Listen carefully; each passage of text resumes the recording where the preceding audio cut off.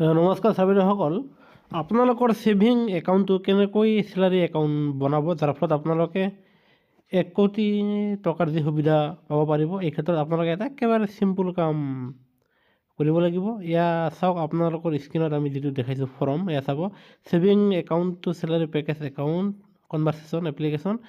এই ফৰ্মটো আপোনালোকে আমাৰ এই ফেচবুক পেজৰ লগতে আমাৰ যি হোৱাটছআপ পেজ, সেয়া ডিছক্ৰিপশ্যন বক্সত আপোনালোকে আমাৰ ফেচবুক পেজ আৰু হোৱাটছআপ পেজ জইন কৰিলে এই ফৰ্মটো লাভ কৰিব।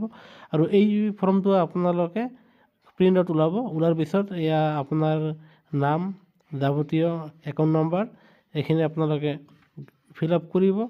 আৰু ফিল আপ কৰাৰ পিছত আপোনালোকে ইয়াৰ লগতে আপোনাৰ 3 কপি পে স্লিপ, যিটো আপোনালোকে ফিন আছাম পৰ্টেলৰ পৰা সেয়া উপলব্ধ হ'ব।